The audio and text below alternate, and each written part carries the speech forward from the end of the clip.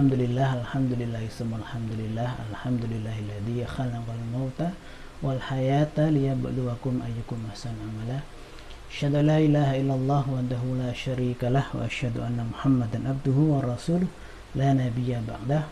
Allahumma salli ala sayyidina Muhammad wa ala ali sayyidina Muhammad kama sallaita ala sayyidina Ibrahim wa ala ali sayyidina Ibrahim fil alamin innaka Hamidum Majid.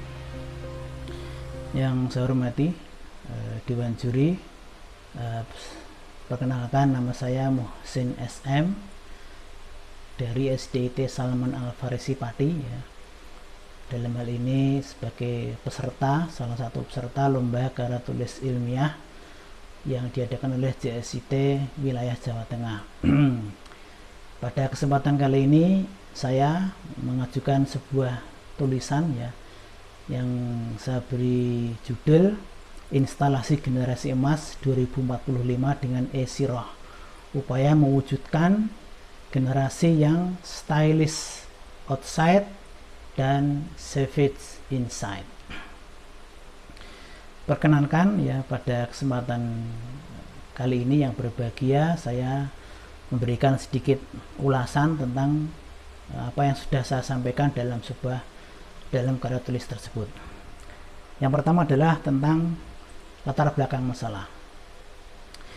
Jadi visi Indonesia tahun 2045 yang sudah dirilis oleh pemerintah, yaitu tentang peta jalan pendidikan di Indonesia ya, itu disebutkan bahwa yang pertama ya adalah tentang peningkatan SDM. Dan kemudian Kemendikbud Menteri Nadiem Makarim itu juga membuat 5 program ya, yang kalau kita peras itu adalah muaranya adalah juga peningkatan SDM. Dan karya ini ya yang saya tulis ini adalah juga dalam rangka peningkatan SDM, jadi searah dan sejalan dengan visi Indonesia 2045 dan juga 5 program Kemendikbud. Saya mengajukan rumusan masalah ya tentang sirah yang seperti apakah ya, yang bisa kita gunakan untuk terapi manusia agar menjadi pribadi yang stylish outside ya dan savage inside. Nah, itu yang akan saya bahas dalam tulisan saya. Adapun tujuannya ya, penulis di sini memaparkan tentang metode cerita yang sudah pernah disampaikan oleh Muhammad Qutb ya, yaitu beliau adalah saudara kandung Sayyid Qutb. Beliau memberikan klasifikasi ya cerita menjadi 3 klasifikasi ya. Yang pertama cerita tentang cerita yang menyebut peristiwa, kemudian nama tokoh dan tempat. Kemudian yang kedua ya, klasifikasi beliau adalah cerita yang menonjolkan tentang kisah ya, kisah tetapi tidak disebutkan secara rinci tentang tokohnya ya. Dan yang ketiga adalah sebuah kisah yang plotnya jelas cuman tokohnya juga tidak disebutkan.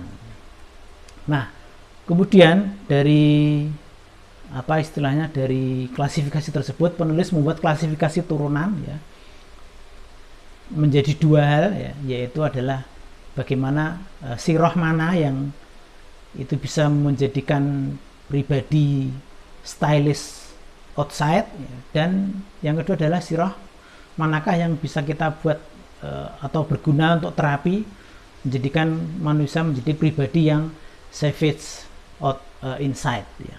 Dewan Juri yang terhormat, pada bab 2 saya sudah memaparkan ya seperti yang saya sampaikan tadi ya, metode cerita Muhammad Qutb, bahwa beliau masih mengatakan bahwa sirah adalah metode yang sangat efektif, sangat efisien dan menyenangkan ya, bagi anak-anak ya, dan penulis sangat sepakat dengan hal ini ya. Kemudian tentang klasifikasi beliau, penulis juga sepakat ya tentang yang sudah beliau menjadikan 3 klasifikasi tadi ya. Dan kemudian setelah itu penulis membuat turunan dari 3 klasifikasi yang telah dibuat oleh Muhammad Qutb tadi. Berikutnya ya, pada bab 3 ya, penulis menulis tentang sirah sebagai role model ya. Sirah teladan ya, sampai hari ini ya masih sangat bagus atau masih sangat cocok dipakai untuk terapi kejiwaan ya, atau mungkin terapi fisik yang penulis tulis dalam karya tulis tersebut. Contohnya adalah tentang kisahnya seorang wanita ya, yang gara-gara kucing dia masuk neraka ya.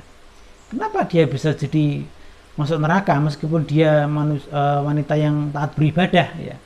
Karena dia menyiksa makhluk Allah ya.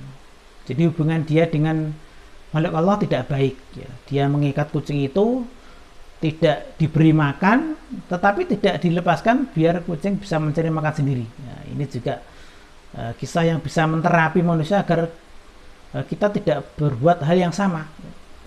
Jadi kita tidak kemudian berlaku semena-mena terhadap kucing ya. Ada juga kisah lain yang menceritakan ada seorang pelacur yang masuk surga gara-gara anjing ya. Jadi kalau kita berpikir berapa dosa pelacur itu kan ya, kok bisa masuk surga gitu.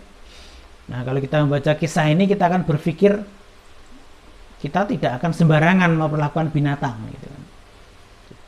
Selanjutnya ya, pada bab pembahasan ya, pada bab 3 ini ya, penulis sudah mulai memaparkan bagaimana atau contoh sirah yang cocok dipakai untuk terapi ya.